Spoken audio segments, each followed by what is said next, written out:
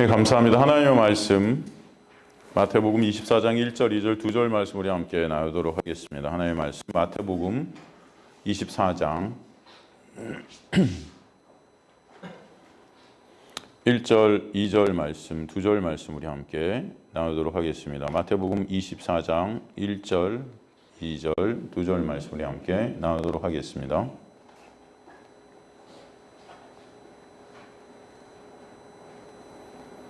마태복음 24장 1절, 2절, 2절 말씀입니다. 찾으셨으면 저와 여러분 합독하도록 하겠습니다. 시작.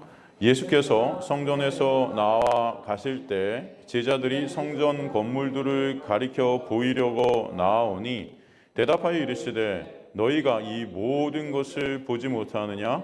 내가 진실로 너희에게 이르노니 돌 하나도 돌 위에 남지 않고 다 무너뜨려지리라. 아멘.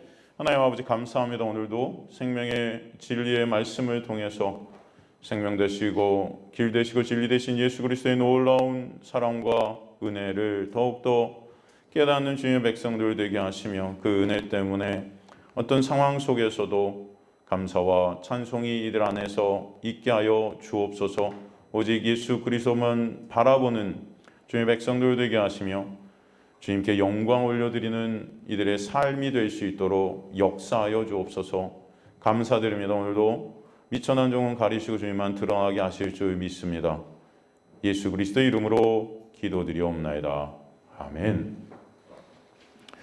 우리가 앞장이 23장 마지막 부분에 예수께서 예루살렘 하시면서 슬퍼하시는 부분을 우리가 저번 시간에 살폈습니다. 성전에 대해 안타까워하시며 슬퍼하시는 장면이 나오는데 보라 너희 집이 황폐하여 버린 바 된다. 그 황폐해진다는 것 우리가 저번 시간에도 살폈지만 바로 예수 그리스도의 육을 가리키는 것을 우리가 볼 수 있었죠. 그 십자가에서의 찢어지심, 그 놀라운 은혜를 우리에게 주시기 위해서 이 성전은 다 무너뜨려져야 된다. 오늘 본문도 또 말씀하고 있는 것이죠. 오늘 1절에 보니까 예수님은 오늘 본문에 성전에서 나와서 가셨다 이렇게 되어 있습니다. 성전에서 나와서 가셨다. 이 헬라어 아포루히에루는 성전으로부터 이런 뜻이에요. 성전으로부터. 그러니까 예수께서 성전으로부터 이제 나오셨다는 것이죠. 마태는 사실은 이러한 표현을 갖다가 하나의 상징처럼 오늘 쓰고 있습니다. 다시 말해서 예수님은 마지막 때 예루살렘 성전에서 이제 나오셔서 떠나셨고 이는 예수께서 이제 예루살렘 성전을 버리신 것을 상징하는 것이죠. 성전이라는 것, 사실 우리에게 이 성전이 어떻게 보이죠? 성전의 역할 중 가장 중요한 것은 제사죠, 제사. 그죠? 그것을 통해 하나님과 화목해 되고 하나님의 임재를 구하게 되는 것이 바로 하나님의 영광을 보게 되는 것이 성전인데 사실 그 성전은 예수 그리스도의 그림자였습니다. 예수 그리스도를 보라고 그 예수 그리스도를 통한 하나님의 놀라운 구원의 역사를 알게 하시려고 성전을 주신 것인데 성전을 통해서 인간들은 자신들의 영광을 쌓는 그런 우상이 되어버렸던 것을 알 수 있습니다. 그래서 예수께서 암탉이 새끼들을 품음같이 그들을 품기에 불렀지만 그들이 성전 대신 예수 그리스도에게로 오지 않는구나. 진짜 참 성전이 뭔지 모르는 거죠.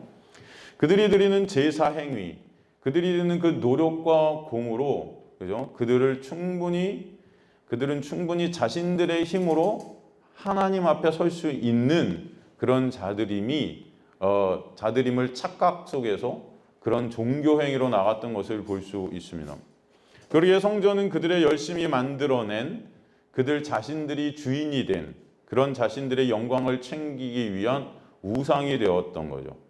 성전을 통해 예수 그리스도를 보는 자들이 아니었고 성전을 통해 자신들의 의의를 쌓는 곳이 되었고 자신들의 영광과 자신들의 이익을 챙기는 그런 우상덩어리가 바로 성전이 되었던 것을 볼 수 있습니다. 나아가 그 예수가 또 그 성전의 주체이신 그 예수가 우리의 우상의 대상이 된다는 것도 우리는 알 수 있죠. 그러므로 그 성전의 무너짐이란 것, 저번 시간에도 우리가 살폈듯이 예수 그리스도의 십자가의 무너짐, 그 예수라는 육이 죽어야 됨을 우리에게 설명해 주시는 거예요. 우리는 아직도 그 예수를 갖다가 섬기고 있다 그럽니다. 예수를 섬긴다는 것. 예수를 섬긴다는 것은 예수를 통해서 우리가 무엇인가 우리가 원하는 것을 얻고자 하는 종교적 섬김이 우리 안에 있다는 것이죠. 그 예수까지도 우리는 나라는 우상의 대상으로 전락시킨 것을 볼 수 있다는 거예요. 예수가 우상이 될 수 있다는 것을 여러분 아셔야 돼요. 예수가. 그래서 오늘 그 예수라는 육이 죽어야 됨을 우리에게 다시 한번 설명해 주시는 것입니다. 출애굽기 34장 29절에 보면 출애굽기 34장 29절에 보면요.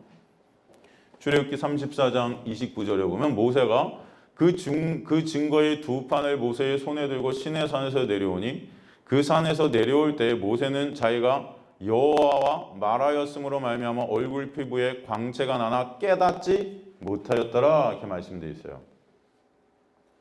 이 구절을 보면은 모세의 얼굴에 광채가 나는 이유가 무엇일까요? 이 구절을 여러분 한번 자세히 보면은 모세의 얼굴에 광채가 나는 이유가 뭘까요? 하나님과 얘기해서, 하나님과 만나서. 그래서 우리는 이런 말씀을 통해서 또 기도를 많이 하면 우리도 그 광채가 얼굴에 나겠구나. 그래서 여러분 하나님과 만나는 게 기도 아닙니까? 말씀을 많이 보면 우리 얼굴에도 광채가 나겠구나. 옛날에 저도 기억나는데 옛날에 교회 생활 이렇게 할 때 얼굴이 막 좀 광채가 나시는 분들이 있어요. 좀 반질반질해갖고 막 그런 분들은 저분은 기도를 많이 하시나 봐. 저분은 굉장히 새벽 예배를 안 빠지셔.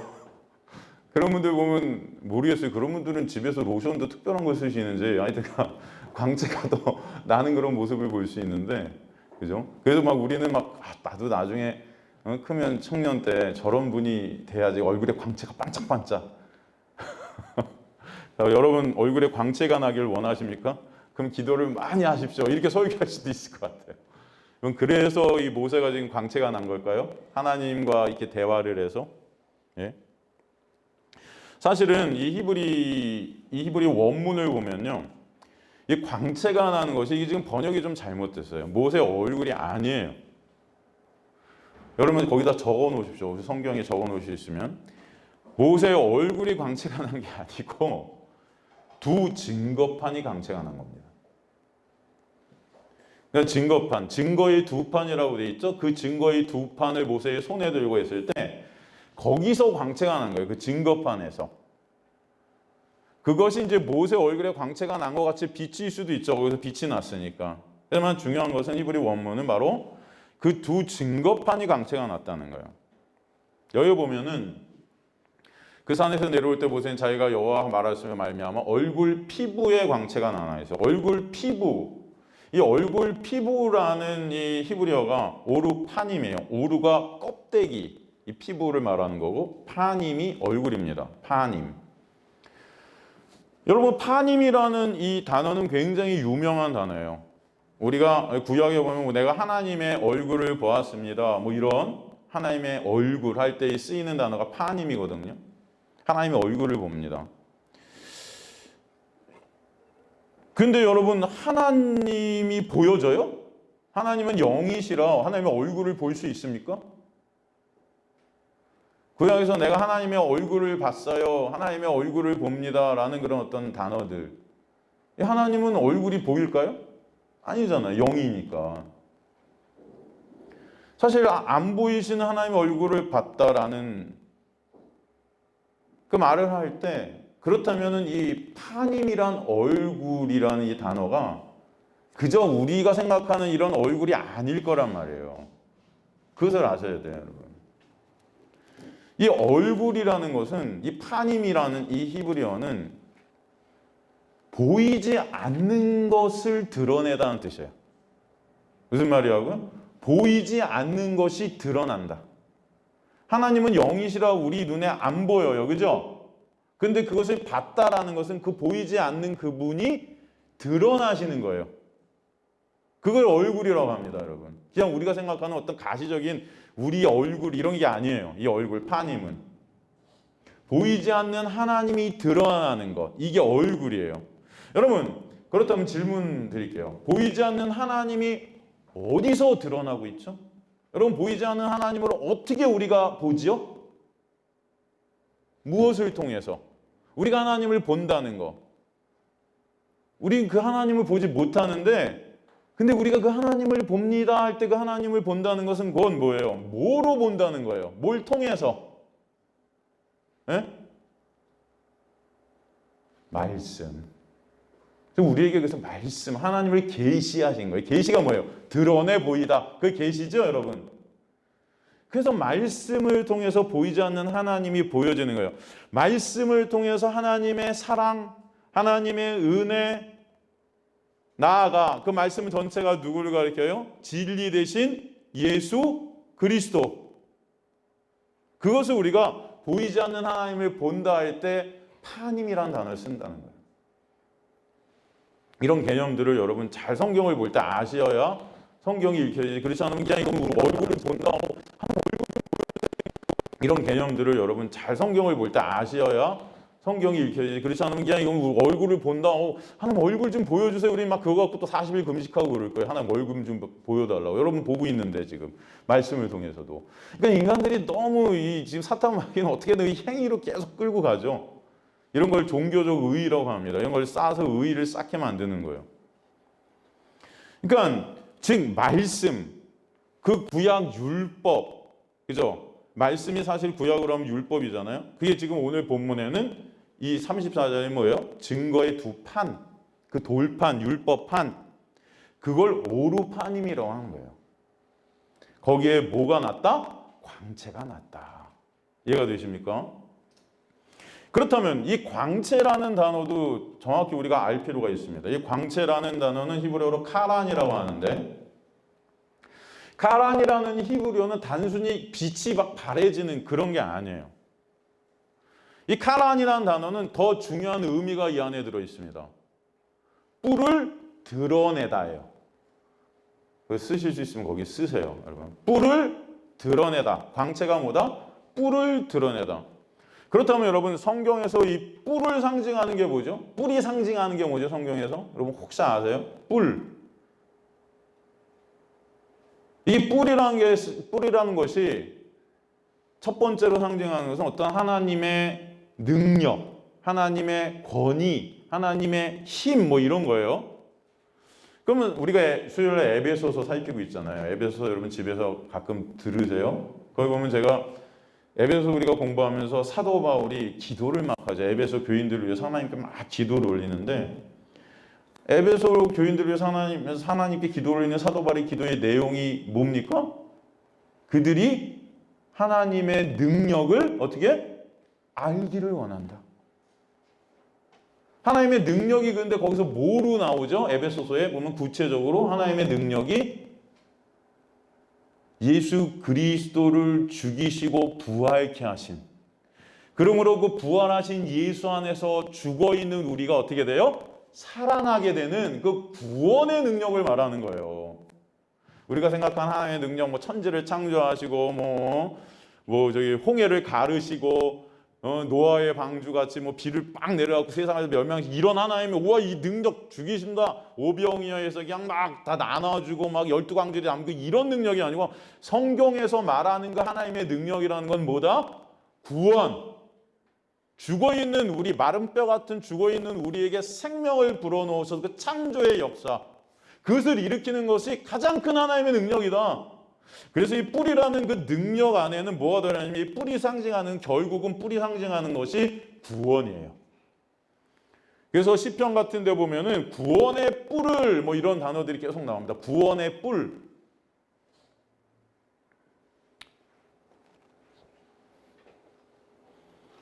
지금 모세가 그 증거판을 가지고 오는데, 그것이 뭘 우리에게 보여준다? 그 율법이라는 증거판에서 우리가 볼 수 있는 게 뭐다? 사실은 구원이다. 이해가 되십니까, 여러분? 그걸 광채라는 단어로 표현한 거예요, 성경에서. 아시겠죠? 광채가 난다. 그 증거판에서 광채가 나오고 있다는 거, 이게 무슨 의미다? 율법을 통해서 하나님은 뭘 드러내시고 있다? 구원이라는 것을 우리에게 보이시길 원한다. 그렇게 보시면 돼요. 그 율법을 통해서 하나님은 구원, 그 구원이라는 거 뭐예요? 누구를 통한? 예수 그리스도. 그래서 예수 그리스도를 뭐라고 그러죠? 성경에서 내가 길이요, 진리요, 생명이다. 그러니까 이 율법을 통해서 하나님은 결국 길이요, 진리요, 생명이신 누굴 드러내시고 싶어 하시는 거예요? 예수 그리스도를 드러내시고 싶어 하시는 거예요. 그 율법 안에 하나님의 속성이 들어있다는 것입니다. 예수 그리스도라는 은혜의 본체 되신 그분, 사랑의 본체 되신 그분. 그러니까 안 보이시는 그 영이신 하나님이 그래서 그 증거판을 통해서 그 은혜와 사랑을 드러내는 그런 광채가 바라고 있다는 거예요. 그게 바로 구원의 뿌리라는 것입니다. 근데 모세가 그것을 알더라 모르더라.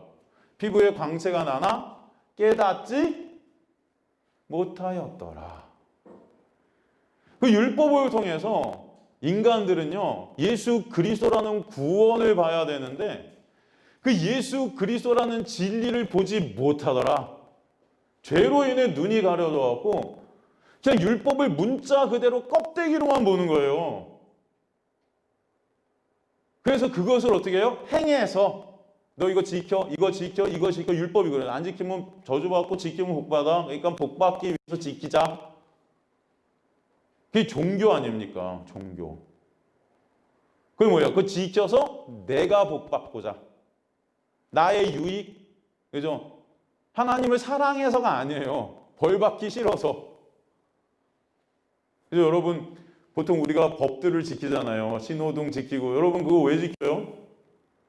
나라를 사랑해서 지키세요? 솔직히? 예? 벌금 안 받으려고. 아, 그렇잖아요. 까놓고 말하자고요, 여러분. 전 그래요. 저는 그거 지킬 때 나라 생각 안 해요, 솔직히. 예? 안 의도 터지려고 지켜요. 괜히 그거 안 지켰다가 사고라도 나오고 그러면 그렇잖아요. 벌금 뭐 속도 여러분 가다 보면 카메라 있잖아요. 여러분 그거 없으면 그거 있으면 어떻게 해요? 아, 이거 찍히면 안 되죠. 왜? 날아오니까. 아, 그게 정말 억울하잖아요. 여러분 하나님의 율법을 갖다 여러분 왜 지켜요? 솔직히 하나님 사랑해서? 아니에요. 괜히 우리 살아가는데 불이익 당할까 봐. 뭘 하나님을 사랑해요, 여러분. 가만히 보면 순 다 엉터리예요, 우리. 그죠? 그러니까 모세도 그걸 모르는 거예요, 지금. 깨닫지 못해. 인간들은 이거 몰라요. 그 예수 그리스도의 사랑과 은혜를 봐야 되는데 그저 이거 지키고 안 지키고 그걸 통해서 내 유익을 챙기는 자들이더라. 이게 우리의 모습인 거예요. 그래서 깨닫지 못한다. 깨닫지가 야다예요, 히브리어로. 야다. 이게 뭐예요? 영생은 뭐라고 그러죠? 유일하신 참 하나님과 그가 보내신 예수 그리스도를 어떻게 하는 거다? 영생은 그가 보내신 예수 그리스도를 어떻게 하는 거다? 아는 것이다. 그러죠? 영생이 아는 것. 거기서 그게 야다, 히브리어로.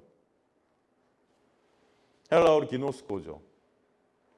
그게 뭐예요? 친밀한 알미예요. 친밀한. 그걸 모른다는 거예요, 인간들은. 하나님을 사랑하지 못하는 거예요. 그 하나님을 알지 못하는 거예요.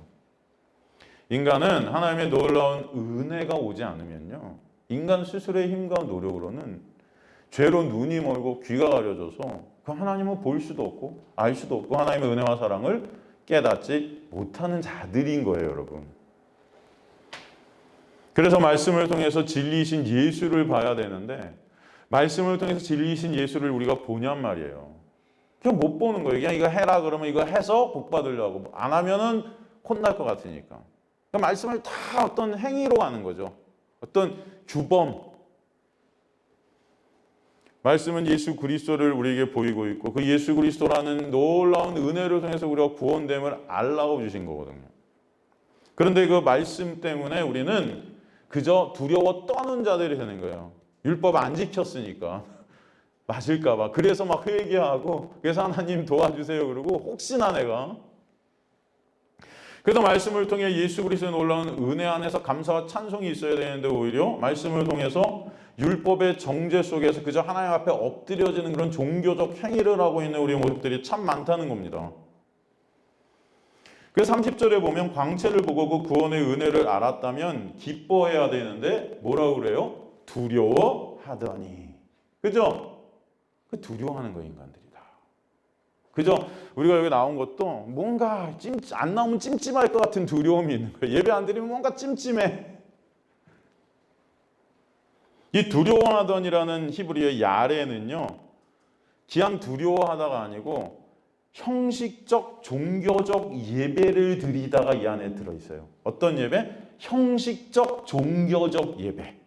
이 예배를 드리는데 예수님의 놀라운 은혜 때문에 감사해서 기뻐서, 그래서 우리가 주님을 찬양하고 예배 드리는 이 자리가 아니고 형식적 종교적 예배, 두려워서 안 드리면은 혼날 것 같으니까, 하나님 제가 예배 드릴 테니까 이거 해주셔야 돼요.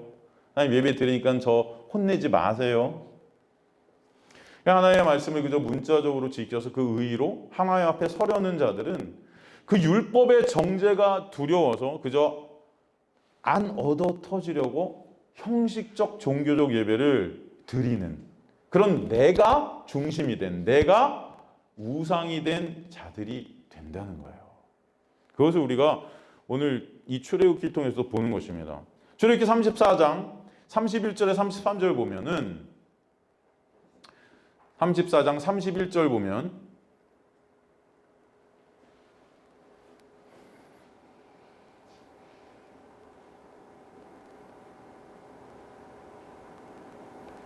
출애굽기 34장 31절 보면요,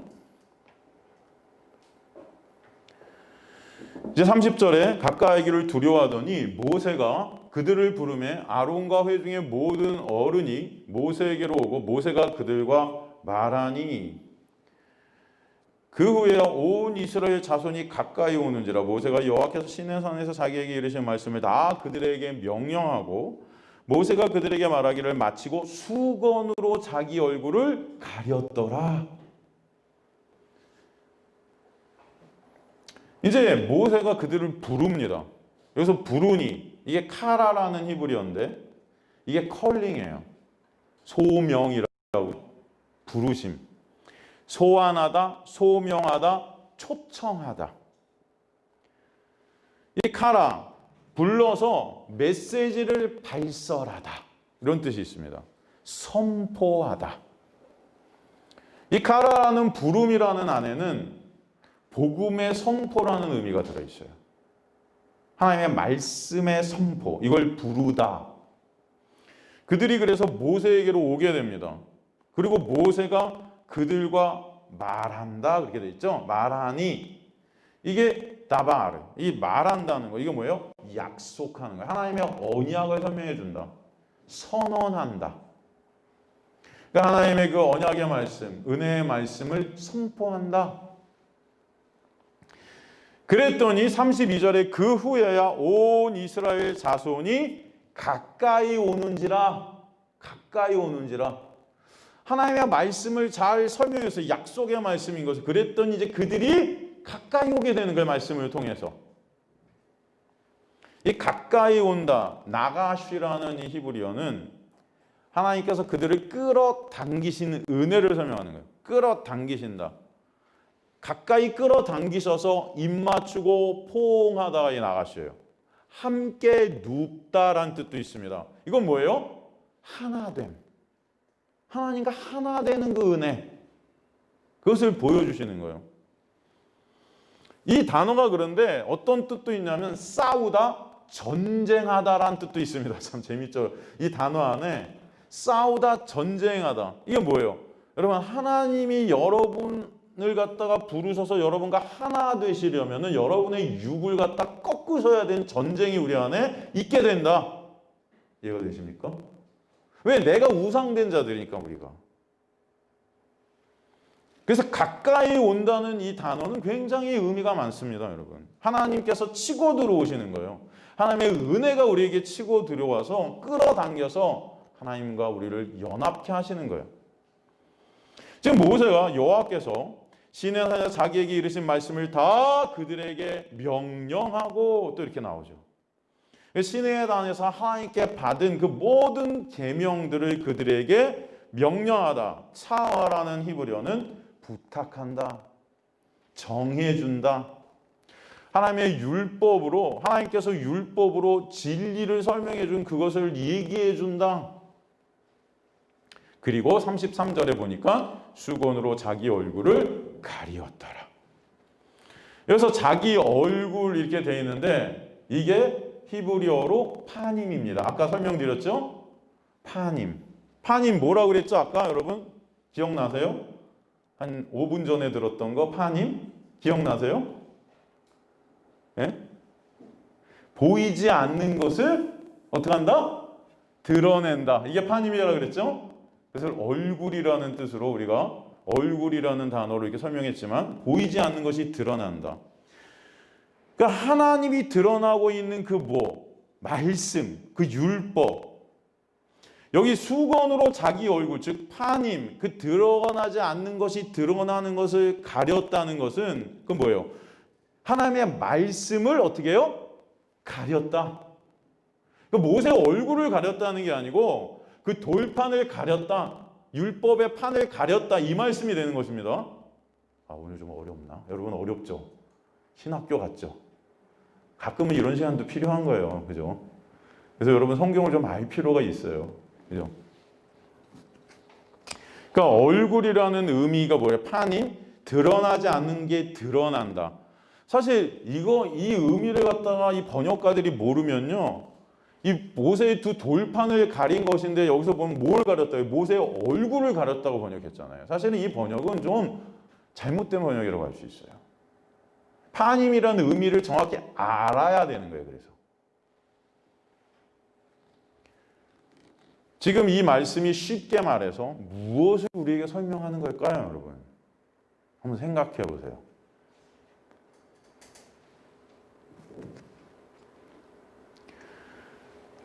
신학교에서 강의를 하면 내가 문제를 내는데 오늘 이 본문이 무엇을 의미하는지 논하라. 여러분 어떻게 생각되세요? 이 본문이 우리에게 뭘 말하는 걸까요? 예수께서 이 땅에 오셔서 하나님의 말씀을 갖다가 설명하시면서 뭐라고 그러시죠? 사실 바리새인과 서기관들은 그것을 연구해서 그것을 지켜서 그 행위로 천국을 가려 영생을 얻으려 하지만 그 말씀 전체가 누구를 가리키고 있다 그래요? 나를 가리킨다 그러죠. 누구? 예수를 가리키는 하나의 말씀 전체라는 거예요. 말씀 전체는 그래서 예수를 보이는 거죠.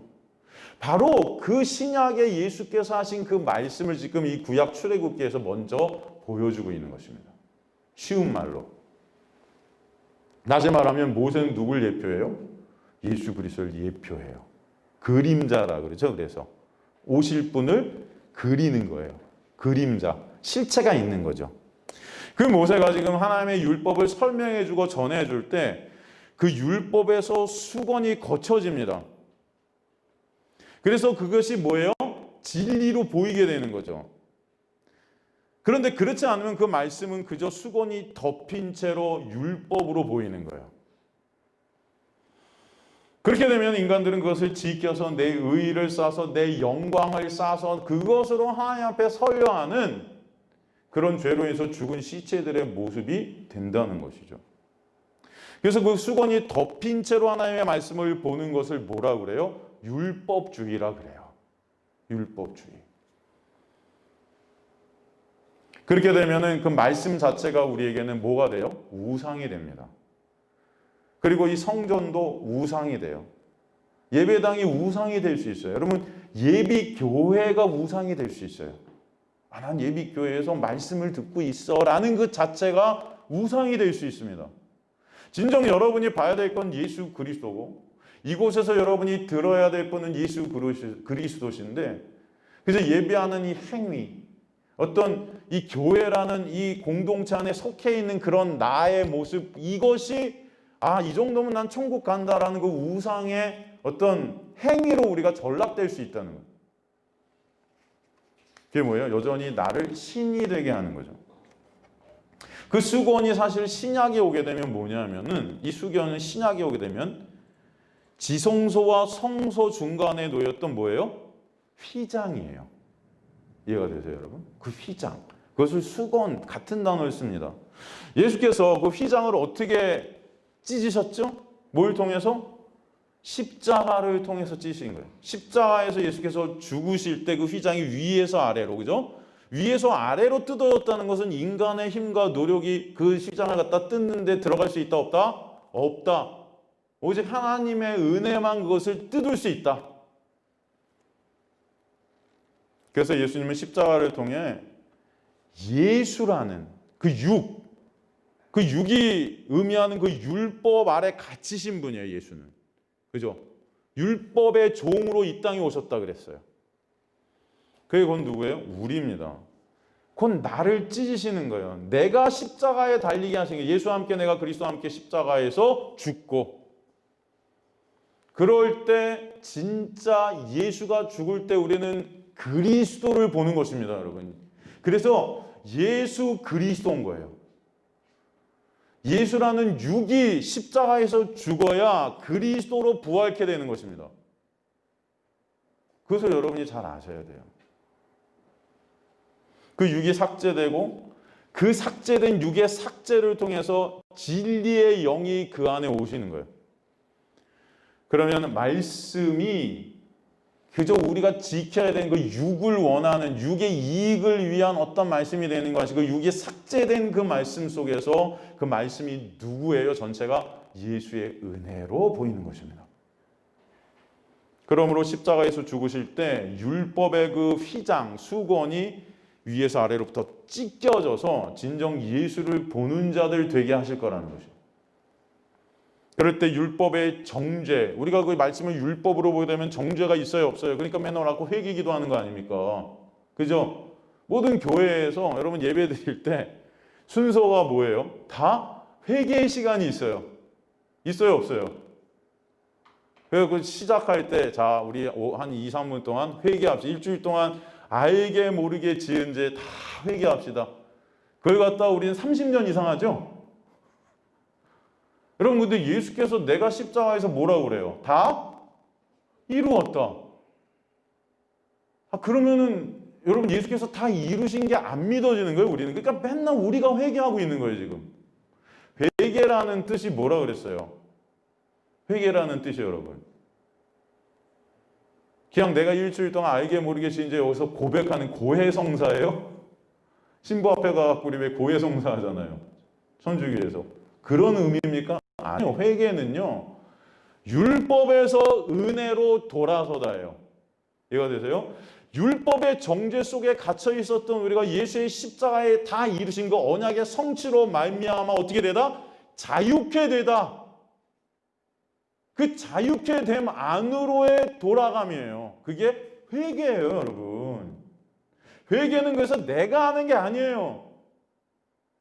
그래서 누가복음에 보면은 잃어버린 양의 비유, 드라크마의 비유, 돌아온 그 둘째 아들의 비유, 뭐 이런 비유들을 계속 보면서 거기서 회개라는 드라크마의 비유, 돌아온 그 둘째 아들의 비유, 뭐 이런 비유들을 계속 보면서 거기서 회개라는 단어를 쓰는데 뭐라고 그러죠? 잃어버린 한 양을 갖다가 주인이 찾으러 간단 말이에요. 찾아갖고 들쳐 업고 돌아와서 잔치를 베푸면서 주인이 말을 해요. 하늘에서는 이렇게 회개하지 않은 99마리보다 회개한 이 양 때문에 하나님이 기뻐하신다, 그런 말 한단 말이에요. 근데 그 양은 회개한 적이 없어요. 지 스스로 돌아오지 않았습니다. 누가 업고 왔어요? 주인이 가서 찾아서 등에 업고 돌아왔어요. 그 자체가 뭐예요? 회개예요. 그것을 통해서 우리는 이 회개도 우리 힘과 노력으로 되는 것이 아니고 예수께서 십자가에서 이루신 그 놀라운 은혜 안에 있는 거구나를 보게 되는 거죠. 이해가 되십니까, 여러분? 근데 우리는 그 회개까지도 내가 한다고 생각해요. 너 회개했어? 회개해. 너 회개 안 해서 하나님이 치셔. 너 회개 안 하면 하나님이 혼내실 거야. 우린 교회에서 그런 말들 많이 들었단 말이에요. 너 회개했어? 회개 안 하니까 너 아픈 거야. 뭐 회개 안 했으니까 너 지금 이런 거야. 그럼 내가 회개하면 복 받고 회개 안 하면 벌 받고, 그게 율법이에요, 여러분. 회개라는 것도 인간의 의로 쌓는 것입니다, 그게. 이해가 되세요? 여러분, 진짜 하나님의 은혜 속에서 예수 그리스도의 십자가의 그 놀라운 은혜가 여러분 믿어지면 그 안에서 여러분은 자유케 되고 오히려 감사케 되는 거예요. 여러분은 매 순간 죄를 내놓을 수밖에 없는 육을 갖고 있기 때문에 그 육 때문에 우리는 맨날 나의 그 죄를 보지요. 근데 그걸 볼 때마다 오히려 회개가 아니고 감사가 되는 거예요. 하나님 이런 나를 오늘도 십자가로 덮고 가리시고 계시네요. 너무나 감사해요. 옛날에 율법이라는 남편은 내가 조금 하나 잘못해도 계속 잔소리해갖고 막 죽을 것 같았어요. 그런데 이제는 예수라는 참 남편이 오시니까 매일 쓰러지고 엎어지고 해도 그런 나를 항상 안고 가신단 말이에요. 그럴 때 어떤 게 생각나요? 이 사람 바보 아니야? 이게 아니고 너무나 감사하네. 이런 나를 매 순간 오늘도 손잡아 일으키시네. 오늘도 나를 안아주시네. 여러분 감사가 되지 않겠어요? 여러분 남편이 여러분 실수할 때마다 잔소리하는 게 아니고 괜찮아 하고 내가 다 처리해 줄게. 그러면 이 바보 같은 놈 그러면서 나는 너 더 이용해 먹어야지 막 이럽니까 여러분? 인간은 그렇겠다. 아이. 그게 아니고 야 정말 감사하네. 점점 사랑할 거 아니에요? 아이 아닌가? 예? 점점 처음에야 뭐 그럴 수 있겠지만 야 이분 정말 감사하네 이렇게 될 거 아니에요 여러분. 그 십자가에서 내가 다 이루었다 말씀하신다니까요. 그러면 여러분 예수님은 여러분에게 예수님 저 이거 잘못했어요 이거 잘못했어요 이거 잘못했어요 하루에도 여러분 그 잘못됐다는 고백을 몇 번이나 하셔야 될 것 같아요. 그 회개 안 하면 지옥 간다면 여러분. 예? 솔직히 하루 종일 여러분은 아마 이거 잘못해서 용서하세요 이거 잘못해서 용서해 주세요 이거 잘못해서 용서해 계속 용서해 주세요 용서해 주세요 이거 달고 살아야 될걸요? 안 그래요? 그래요? 솔직히 차 타고 가다가도 잘못했으면 저 옛날에 그랬어요. 차 타고 가다가도 조금 욕 나오면 주님 잘못했으면 우리의 그런 모습이 있습니까? 없습니까? 그럼 예수님 안타까워서 야 내가 다 이루었어 내가 다 끝냈어 너 그거 안 믿어? 안 믿죠 여러분. 안 믿으니까 계속 잘못했다 안 해도 돼. 그래서 여러분 그 관계라는 거예요. 그게 관계. 사랑의 관계 속에 우리가 있기 때문에 서은이도 잘못한 게 있겠어요. 이렇게 살다 보면 저한테. 근데 쟤 와갖고 아빠 이거 잘못해 이런 말 안 해요. 잘못해서 그냥 넘어가요. 그냥 다 알아요. 괜찮아요. 그냥 쓰고 와갖고 차라리 저한테 맛있는 거 하나 줘요. 그냥 젤리 같은 거. 아빠 이거 먹어. 너 왜 주냐? 뭔가 잘못한 거 있어? 무슨 말씀인지 이해가 되십니까 여러분? 그게 바로 관계라는 거예요. 거기서 사랑이 끊어져 보세요 여러분. 사랑이란 게 은혜란 게 끊어져 보세요. 그럼 다 법으로 갑니다. 그게 두려움이고 정죄인 거예요. 부모 자녀 간에도 제가 그랬잖아요. 수많은 법들이 있어요. 헌법에 부모 자녀가 지켜야 될 법들.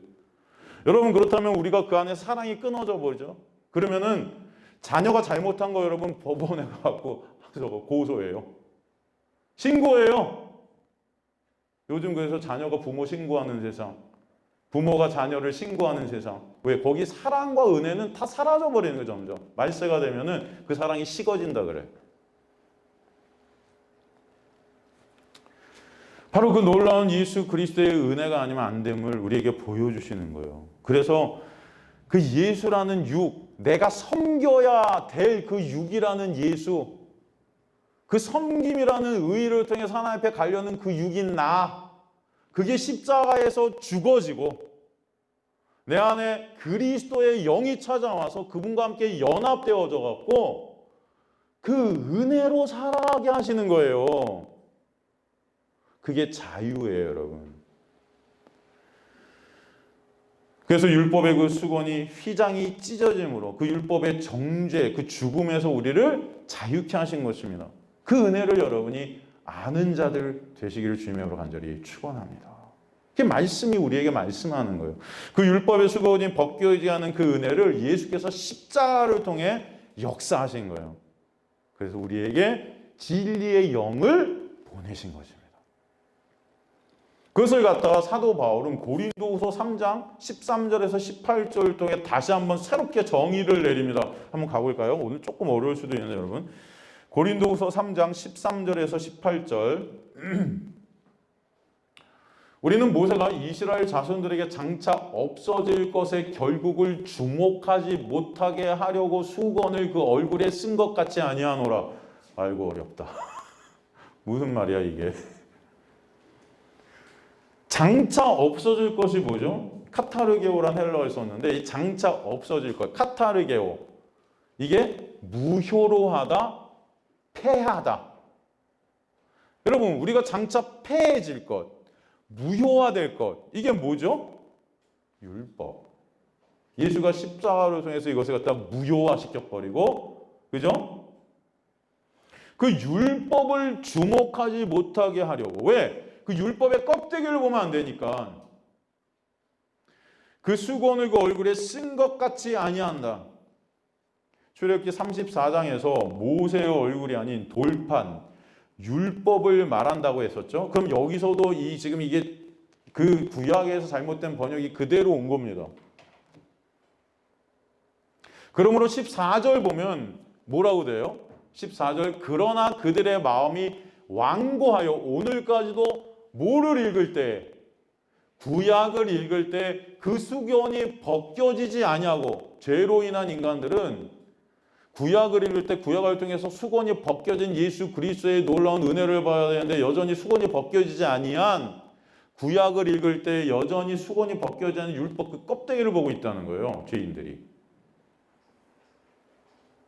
여기서 벗겨지기 아니한다는 게 어디로부터 벗겨지지 않는데요?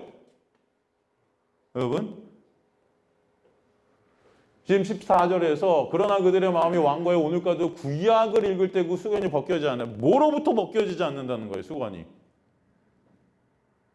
네? 구약에서, 구약을 읽을 때 그 구약이라는 것에서 수건이 안 벗겨진다는 거잖아요. 구약은 뭐죠, 다른 말로? 율법이잖아요. 그럼 그 수건이 어디 씌어져 있는 거예요? 율법이지 모세 얼굴이 아니라는 겁니다. 이해가 되세요, 여러분? 근데 이게 번역이 잘못된 거죠, 그러니까. 이해가 되세요? 일관성이 없잖아요. 아까도 제가 말씀드렸던 그 파님이라는 것은 하나님의 말씀을 말하는 거예요, 그죠? 하나님의 드러나심, 그게 지금 가려져 있다는 거예요.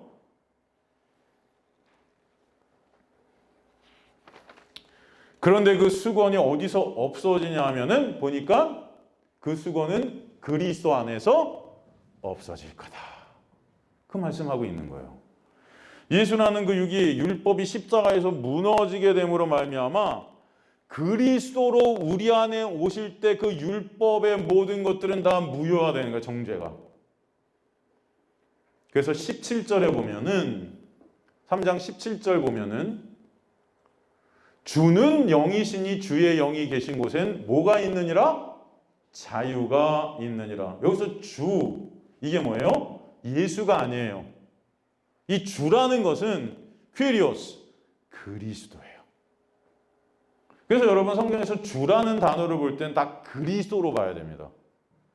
그리스도. 그리스도 뭐예요? 구원자, 메시아. 그래서 주는 영이시니 그 그리스도가 우리에게 영으로 오셔요. 성령으로. 그 영이 생명의 성령, 말씀의 영. 진리를 알지니 진리가 너희를 어떻게 한다? 자유케 하리라. 진리 대신 그리스도의 영이 우리 안에 오셔서 그 율법의 정죄로부터 우리를 해방시키시는 거예요. 그래서 생명의 성령의 법이 죄와 사망의 법에서 우리를 자유케 하느니라. 로마서 8장 2절 말씀 아닙니까?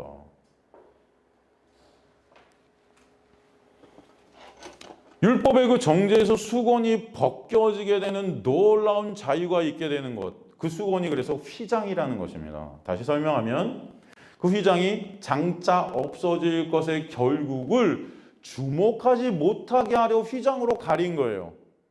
장차 없어질 것을 주목하면 안 되잖아요. 그죠? 율법 자체를 주목하면 안 되잖아요. 그런데 인간들이 다 없어질 것들만 주목하는 자들이 된 거예요. 그 껍데기만 보고. 그게 성전이고 율법이고 그런 어떤 인간의 눈에 보이는 것들이었습니다. 그것들을 내 가치로, 내 유익으로 삼은 내가 우상된 거예요. 그게 다 뭐예요? 예수를 보이는 그림자들이었는데 그 그림자를 통해서 실체는 보지 못하고 그림자를 꼭 붙잡고 있었던 거예요. 모델하우스라는 걸 통해서 우리는 진짜 올 집을 봐야 되는데 모델하우스에 들어가 살겠다는 거예요. 그럼 바보죠, 여러분. 선악과를 먹은 죄인들이 사실 생명나무를 먹을 수 없게끔 휘장으로 가렸습니다, 하나님께서는. 그것은 인간의 힘과 노력으로는 절대 이 생명나무를 먹을 수 있다, 없다? 없다는 거예요. 즉 율법이라는 휘장으로 그래서 가리신 거예요. 그것을 통해서 우리는 나는 절대 내 힘과 노력, 이 율법 지킬 수 있음으로 인해서 하나님 앞에 설 수 있는 자가 아니라 율법을 나는 지킬 수 없는 내 힘과 노력으로는 그 생명나무를 얻을 수 있다, 없다? 없는 자의 고백이 있게 하시는 거죠. 그래서 율법이라는 그 휘장으로 난 절대 생명을 얻을 수 없는 자구나를 알게 하신 거예요. 그 휘장이 위로부터 아래로 찢어지는 은혜가 있지 않으면 난 생명나무에 도달할 수 있다, 없다? 없구나. 이해가 되십니까, 여러분? 그래서 예수께서 십자가에서 예수라는 육이 무너지셔야 되는 거야. 돌 위에 돌 하나도 남지 않고 다 깨트러지셔야 되는 것입니다. 그게 나의 깨트러짐이라는 거예요. 내가 붙잡고 있던 그 우상들의 깨트려짐, 교회의 깨트러짐, 교회란 어떤 성전이라는 우상의 깨트러짐. 그래야 여러분은 진리 되신 예수만을 바라보게 된다. 그 말씀을 주님께서 하시는 거예요. 그 십자가의 예수의 육이 깨트러짐으로 말미암아 그 휘장이 찢어져야 생명나무를 거저 값없이 은혜로 먹는 자들이 되게 하심으로 그 은혜가 뭔지를 깨닫게 해주시는 것입니다. 그래서 율법을 그대로 표피적인 껍데기로만 이해해서 그것에 묶이게 되면 그것이 곧 뭐다? 죽음인 거예요. 그러나 그것을 통해 예수 그리스도를 알게 될 때 그것이 바로 생명나무를 먹게 되는 것입니다. 여러분, 그래서 말씀을 통해서 우리가 예수 그리스도를 보는 주님의 또 홀라운 은혜가 있다면 여러분은 생명나무를 먹은 그 묵시 속에 완료된 하나님의 은혜가 있는 자들이라는 것을 우리에게 보여주시는 거예요. 여러분, 창세기 보면 인간이 선악과를 먹고 나서 하려 했던 것이 손을 이렇게 내밀어갖고 생명나무를 따먹으려 한 거거든요. 그걸 뭐라 그래요? 성경은 탐심이라 그래요. 탐심. 그러므로 하나님께서 그걸 목다리만 먹게 가려버리신 것입니다. 죄인들이 눈이 멀어서 수건으로 가려진 율법으로 생명나무에 가려고 하지만 절대 그 휘장을 죄인들의 힘으로는 뚫을 수 없게 하신 거예요. 그렇게 갔다가는 죽음인 것입니다. 그것은. 그러기에 예수께서 십자가를 통해서 그 놀라운 은혜를 우리에게 거저 값없이 선물로 허락해 주신 거예요. 16절을 다시 보면 그래서 고린도서 3장 그러나 언제든지 주께로 돌아가면 그 수건이 벗겨지리라. 예수가 아니면 안 된다는 거예요. 그리스도께, 여기서도 주잖아요. 예수가 아니고 주, 그리스도께로 돌아가면, 이 돌아간다 에피스트레포라는 이 헬라어는 새롭게 창조되다예요. 새로운 피조물 있죠, 여러분? 누구든지 그리스도 예수 안에 있으면 새로운 피조물이라. 보라, 이전 율법은 다 지나갔으니 예수 그리스도 안에서 새로운 자들이 되었노라. 이게 직역한 겁니다. 그 휘장이 벗겨져서 지성소의 그 실체를 우리가 깨닫게 될 때 그 자들이 어떤 자들이다? 새로운 피조물로 주님께서 완성시켜 놓은 하나님의 백성들이다. 예수 그리스도의 은혜로 율법의 수건이 벗겨져 진정 그리스도 안에서 율법의 정죄에서 자유케 된 자들이 바로 저와 여러분임을 오늘도 말씀을 통해서 그 은혜를 아는 자들 되시길 간절히 소망합니다. 그 18절에 다시 얘기하죠. 3장 18절 정리합니다. 우리가 수건을 벗은 얼굴로 거울을 보는 것 같이 주의 영광을 보며 그와 같은 형상으로 변화하여 영광에서 영광에 이르니 곧 주의 영으로 말미암음이니라. 그럼 이게 무슨 말씀일까요? 이런 것도 여러분 해석하기 참 힘들죠. 이렇게 보면 복잡해요. 그죠? 뭐야? 우리가 다 수건을 벗은 얼굴로 거울을 보는 것 같이 주예요. 여러분 수건을 벗은 얼굴, 또 이게 얼굴이 나오는데 이것도 그 얼굴이 아니죠. 우리 얼굴이 아니에요. 그죠? 제가 여태까지 설명드렸죠. 이게 뭐예요? 율법이 가려졌던 율법 껍데기를 벗겨져서 그 율법이 아닌 율법을 통해서 누굴 보는 거예요? 진리를 보는 자들이 된 거죠. 이건 굉장히 간단합니다. 이 수건이 벗겨지는 그 율법의 수건이 벗겨지면 그것을 통해서 우리는 예수를 보게 되고 거울을 보는 것 같이 주의 영광을 본다. 거울을 본다. 여기서 거울이라는 것은 형상이에요. 헬라어. 형상. 그리스도의 형상을 보는 것 같이. 여러분, 예수 그리스도의 형상이 곧 뭐다? 하나님의 영광이다라고 해석하는 거예요. 예수 그리스도의 형상을 통해서, 예수 그리스도를 통해서, 그리스도를 통해서 우리가 하나님의 그 영광, 독사, 그 영광이 뭐죠? 뜻이 독사. 영광은 하나님의 하나님 되심이 우리에게 드러나는 것입니다. 하나님이랑 굉장히 같은 의미의 단어예요. 하나님의 속성, 하나님 되심이 뭐예요? 은혜, 사랑. 예수 그리스도의 십자가를 통해서 그것이 우리에게 어떻게 돼요?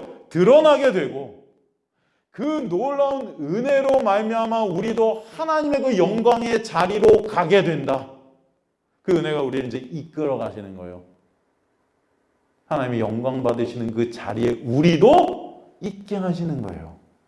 그것을 설명하고 있는 것입니다. 그래서 그 은혜가 우리의 그 죽음이란, 우린 죽을 수밖에 없는 그 죽음의 우리의 실존을 보게 하시고 하나님의 놀라운 은혜의 그 영광 안으로 그것이 아니면 안 되는 우리들의 모습을 알게 하셔서 끌고 가시는 거죠. 그래서 구원을 완성시키시겠다는 게 바로 이 문장이에요. 그러니까 하나님의 그 은혜가 우리의 영광, 그 은혜 안에서 그 은혜 안으로 우리를 함몰시키셔서 하나님의 놀라운 구원을 다 완성시키시는 게 다 누가 하신 것이다? 주의 영이 하시는 일이다. 그래서 주의 영으로 말미암음이니라 말씀드렸습니다. 그것이 다 하나님의 놀라운 은혜, 그 주님의 영, 그리스도의 영, 주의 영, 그 성령께서 하시는 사역이고 하나님의 놀라운 능력이 우리에게 설명해 주십니다. 고린도후서 4장 3절 보면 만일 우리의 복음이 가리었으면 망하는 자들에게 가려진 것이라 이렇게 되어 있죠. 그래서 가리었으면이 수건을 덮다예요. 이 복음이라는 것이 수건으로 덮이게 되는 거예요. 율법을 지켜서 자기 힘으로 구원을 얻으려는 것. 그게 뭐예요? 망하는 길이라는 것입니다. 내 힘과 노력이라는 그 나의 육이 예수와 함께 죽어 수건이 벗겨져서 진리의 영이 내 안에서 진리 안에서 자유케 해주시는 은혜. 복음은 원래 다 죄인들인 우리에게 가리워져 있었던 것인데, 그죠? 우리에게 복음은 다 가리워져 있었던 거예요. 그런데 예수의 십자가의 놀라운 은혜로 말미암아 그 진리의 영이 우리에게 오실 때 그 가리워진 것이 다 벗겨지게 되는 것입니다. 그래서 예수라는 복음을 알게 하시는 거예요. 그 알게 되는 것이 뭐다? 영생이다. 히브리서 10장 19절 보면은 그러므로 형제들아 우리가 예수의 피를 힘입어 성소에 들어갈 담력을 얻었나니 20절은 없나요 혹시? 히브리서 우리가 예수의 피를 힘입어 성소에 들어갈 담력을 얻네. 제가 다시 찾아볼게요. 히브리서 10장 19절 그 길은 우리를 위하여 휘장 가운데로 열어놓으신 새로운 상 길이요 휘장은 곧 그의 뭐다? 육체니라. 육이래요. 육. 그러니까 그 예수라는 육 그것은 내가 섬겨 드려야 될 그 율법의 육이 아니라 나라는 신의 다른 이름인 거예요. 예수라는. 그것이 어떻게 해요? 찢어져야 되는 것입니다. 이 나라는 존재를 우리는 예수라는 이름으로 둔갑시켜서 이 교회에서 예수를 섬긴다 해요. 그런 우리의 모습이 있어요, 없어요? 있어요. 우리 예수를 섬깁니다. 예수를 찬양합니다. 근데 그 예수가 그 육인 나란 말이에요. 그게 가짜 종교인 예수고 가짜 성전인 예수예요. 그 가짜인 예수가 그 육체가 십자가에서 찢어지셔서 그리스도로 저와 여러분이 연합케 하시는 거예요. 그러면 그 그리스도는 섬겨드릴 대상이 아니에요. 우리 안에서 우리 함께 하시는 오히려 그 예수의 놀라운 은혜로 우리를 매일 섬기세요. 여러분을 섬기신다고요, 예수께서. 여러분과 함께 하셔서 여러분을 끌고 가신다고요. 그래서 여러분, 예수 그리스도의 사람들은 예수를 섬기는 자들이 아니라 그 은혜로 감사와 찬송이 있는 자들인 거예요. 예수를 섬긴다는 자들이 어떤 자들이에요? 수고하고 무거운 짐을 지고 가는 거예요. 섬겨야 되는 거예요. 여전히 그 예수가 우상이 된 것입니다. 근데 그 섬겨야 될 그분이 십자가에서 죽으신 것은 곧 나라는 신을 갖다 예수의 이름을 놓고 나를 섬기고 있었는데 그게 찢어져 버리는 거예요. 이제 섬길 대상이 없어요. 오히려 그 십자가에서 내가 너희를 죽기까지 섬긴다는 것입니다.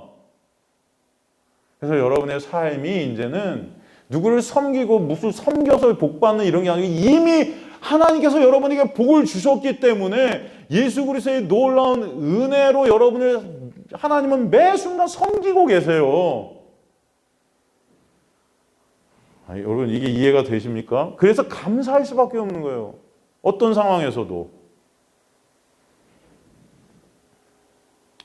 그래서 예수의 그 십자가의 무너짐, 성전의 무너짐을 통해 여러분에게 하나님의 놀라운 은혜를 알게 하려 하십니다. 그래서 오늘 본문에서 그 은혜만을 의존케 하려 하시러 섬겨을 받는 그 우상된 육이라는 것을 십자가에 다 돌 하나 위에 돌 하나 남지 않는 모습으로 무너뜨리시게 하시겠다. 우리의 의의가 다 깨지게 하시겠다. 그 은혜만 남게 하시겠다. 그래서 1절에서 우산된 그 성전에서 주님은 떠나시는 것이고 본문 2절에서 제자들에게 이 모든 것을 왜 못 보니 그렇게 말씀하시는 거예요. 왜 묻는 거예요. 화려한 왜 저 성전만을 보고 그 안에 진리인 나를 보지 못하니 그러는 거예요, 여러분. 저 그림자로 실체를 봐야지 말씀하시는 것입니다. 그러니까 너희는 율법이 되어 죽으러 온 나라는 껍데기를 지금도 섬기고 있잖아. 근데 니네가 섬기는 그 껍데기는 바로 너야. 그러니까 십자가에 달린다니까 다 흩어져 버리는 거예요. 그런 예수는 싫은 거죠. 나를 위한 예수여야 되는 거예요. 그런 예수만 난 섬기고 싶은 거예요. 백마탄 왕자 같은 벤츠 몰고 온 예수님, 힘 있는 왕 같은 예수님만 섬기고 싶은 거죠. 그러니까 십자가에서 그렇게 초라하게 죽어가는 예수는 필요 없는 거죠. 그게 바로 우리의 실체라는 것입니다. 여러분, 그런 우리로 죽으셔서 우리 안에 진정한 자유를 주신 그 예수의 놀라운 은혜 때문에 감사하시는 주님의 놀라운 역사가 여러분에게 있기를 저는 간절히 소망합니다. 그죠? 그래서 사도 바울은 갈라디아서 2장 20절에 고백을 하고 있는 거예요. 내가 그리스도와 함께 십자가에 못 박혀 죽었나니, 그 예수로 죽었나니, 이제는 내가 그렇게 죽었나니, 그 죽은 것은 뭐예요? 내가 사는 것이 아니고 내 안에 누가 사시는 것이다? 그리스도께서 사시는 것이다. 예수가 아니에요. 그리스도께서 사시는 거예요. 그를 믿는 믿음 안에 사는 것이다. 그 믿음이란 게 뭐예요? 다른 말로 그 은혜. 그 믿음을 우리에게 선물로 주셨다고 하잖아요. 그 고백이 여러분 이 정죄의 세상 속에 여러분 안에 있게 되는 놀라운 역사가 있게 되기를 간절히 소망합니다. 여러분 그럴 때 어떤 상황 속에서도 여러분 진정 예수 때문에 감사하게 되고 예수 때문에 역사가 있게 되기를 간절히 소망합니다. 여러분 그럴 때 어떤 상황 속에서도 여러분 진정 예수 때문에 감사하게 되고 예수 때문에 찬송케 되는 거예요. 우리는 너무 이 세상에 붙잡고 있는 것들이 많습니다. 여러분 그것들을 하나님께서 다 끊어내시는 거예요. 제가 밴드에 글을 하나 올렸는데 가끔 여러분 밴드 보십니까? 밴드에 제가 요즘 글을 많이 그래도 올리려고 해요, 여러분. 밴드 보세요. 여러분 밴드에 이 글 하나 올리는 거 되게 힘든데 여러분 좀 가끔 보세요, 들어오셔서. 이게 별로 이렇게 되게 쉬워 보이지만 여러분 저는 되러게 힘들어요. 여러분 이 밴드에 글 올리려고 카페를 찾아 헤맵니다. 집중되는 카페를 찾아서 가갖고 앉아서 여러분 기도하고 어떤 글을 어떻게 올릴까 말씀을 찾고 이 하나하나 단어 하나를 갖다 써가기 시작합니다. 여러분 그래서 한 3-4시간을 쓰는 거예요, 여러분. 아 근데 이 정도밖에 왜 못 쓰세요, 목사님? 할 말이 없네요. 여러분 제가 이 기사를 보다가 이런 기사를 봤어요. 중학생 딸이 자가격리 어긴 엄마 112에 신고하다. 여러분 이 세상이 이런 세상이 돼버렸구나. 이 코로나 때문에 이제 엄마도 신고해요, 여러분. 네? 여러분 이 기사 읽어보셨어요? 부산시에서 벌어진 일인데 40대 여성과 중학생 딸 이 코로나19 확진자와 접촉해서 코로나19 검사에서 음성 판정을 받았다. 양성도 아니에요, 음성이에요. 그럼 그래도 보건소에서 15일까지 격리하라는 통지서를 받나 보죠? 확진자가 접촉을 해도 우리는 음성 받았는데도 격리해야 돼요? 정말 이거 처음 알았어요. 음성 받았으면 격리 안 해도 되는 거 아니에요? 음성인데? 그래서 격리해야 되는 거예요? 정말. 그냥 아무것도 못하겠네요, 우리. 뭐 이렇게 격리가 많아요? 무슨 수용소예요, 세상이. 가만히 보니까. 그죠? 물론 조심해야죠. 하여튼간 격리하랬대요. 그런데 함께 격리 중이던 모녀는 9월 저녁 말다툼을 했다. 화가 난 엄마는 밖으로 나가 아파트 주차장에 세워진 자가용에 머물렀다. 딸은 엄마가 집을 나선 뒤 아파트 문을 잠그고 111에 전화를 걸어 주민이 자가격리를 위반했다고 신고했다. 와. 여러분 읽어보셨어요? 경찰과 자가격리자를 관리하는 자치단체 담당자가 아파트에 도착해 딸을 설득했다. 딸은 아파트 문을 열었고 엄마는 저녁 7시 30분에 귀가했다. 집을 나선 지 50분 만이었다. 자가격리를 위반하면 1년 이하 징역 또는 1,000만 원 이하 벌금을 부과한다. 와, 이렇게 센데 전 몰랐어요. 많구나. 이야, 진짜 코로나가 무서운 게 아니고 1,000만 원이 무서워요, 저는. 네. 코로나가 무서운 게 아니고 징역이 무섭네. 여러분 죄송합니다. 부산시는 고의성이 없는 데다 주차장에 세워진 자가용에 잠시 있었다는 점을 들어 엄마를 계도만 하기로 방침을 줬다. 은혜를 베푸네요. 이야, 브라보.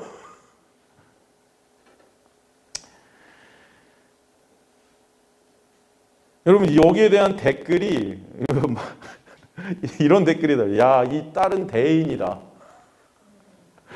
대를 위해 부모를 버리는 대인. 크게 될 사람이다. 저는 걱정이에요. 정말 이 율법적인 세상에서 얼마나 더 율법으로 가려나. 이야, 대인이네. 여러분 신고 잘 하십시오. 저도 신고하세요. 대인 되세요. 도대체 이 세상이 어떻게 되려고 이러나 봐죠, 여러분? 정말 무섭죠? 아닌가요? 이게 대인이에요? 조롱하려고 쓴 건지 그러겠죠? 진짜 아니겠죠, 여러분 이거? 사람들의 댓글. 근데 저는 사람들의 댓글 보면 가관인 것 같아요, 정말. 정말 사랑이 식어진 시대 같아요. 은혜가 사라진 시대 같아요, 여러분. 여러분 1년 중 통계 보면 정말로 암으로 돌아가시는 분들, 백혈병으로 돌아가시는 분들, 어떤 이 감기, 독감으로 돌아가시는 분들이 훨씬 많아요, 코로나보다. 그리고 자기 스스로 목숨을 정신적으로 힘들어서 끊으시는 분들이 100배 많아요, 코로나 돌아가시는 분들보다. 물론 제가 이 코로나를 갖다가 여러분 그냥 마음대로 사시고 이런 말씀 드리는 건 절대 아닙니다. 저도 되게 조심해요. 마스크를 갖다 거의 저는 피부같이 여기고 살아요. 제 피부가 되어버렸어요. 성형수술한 것 같아. 잘 때만 벗어요. 집에서도 끼고 있을까? 그랬더니 성훈이가 막 뭐라 그러더라고요. 아빠가 너무한 거 아니야? 막 그러면서. 그럼 저는 여러분의 얼굴을 본 지가 오래됐어요. 여러분들도 다 피부 이식한 것 같아요. 하얀 걸로. 우리 그렇게 살아요. 여러분 코로나 걸리고 싶지 않아요, 우리는. 그죠? 안 그렇습니까? 조심하세요, 여러분. 하지만 이것 때문에 두려움이 난무하고 이 두려움이 서로를 고발하고 정죄하고 헐뜯고 비판하고, 그러면 유튜브 같은 데 보면 교회가 교회를 걸어서 싸워요. 어떻게 이런 뭐 어쩌고 저쩌고 뭐 이단 뭐 어쩌고 저쩌고 하면서 막 이런 교회는 뭐 어쩌고. 저는 코로나를 통해서 많은 생각들을 하게 됩니다. 하나, 참 감사하다. 이 교회의 실체가 드러나는 데에 대해서 감사한 것 같아요. 그리고 우리의 모습이 드러나는 거에 대해서 감사해요. 우리의 모습이 이렇다는 것을 좀 봐야 돼요, 인간들이요. 교회가 이렇다는 것을 봐야 돼요. 그러면 정말 은혜가 뭔지 좀 아시는 이 시대에 사시는 여러분 되시길 간절히 소망합니다. 이 코로나라는 것을 통해서 정말 하나님의 은혜가 말라버렸구나. 여러분. 은혜가 없는 곳에는요, 두려움이 난무합니다, 여러분. 그러니까 여러분, 요한 1서 보면 그러잖아요. 사랑 안에 두려움이 없고, 사랑이라는 것은 예수 그리스도 안에. 예수 그리스도의 그 놀라운 십자가는 그 모든 율법의 정죄에서 그 두려움의 소리를 자유케 하신 거예요. 온전한 사랑이 두려움을 내쫓나니 두려움에는 형벌이 있음이라. 코로나가 두려운 게 아니고 형벌이 두려워요. 그죠? 이 율법의 세상 속에서. 그것으로 그리고 사람들을 갖다 꼼짝 못하게 만듭니다, 여러분. 그것을 이용해서, 코로나를 이용해서 여러분을 꼼짝 못하게 만드는 이 사단의 세력들이 여전히 이 세상을 역사하고 있어요. 저는 그걸 믿어요. 교회는 더 핍박받을 거예요. 사람들은 더 교회를 욕할 것입니다. 여러분, 그러나 그런 가운데서 하나님은 하나님의 놀라운 구원을 이루어가심을 아시길 간절히 소망합니다.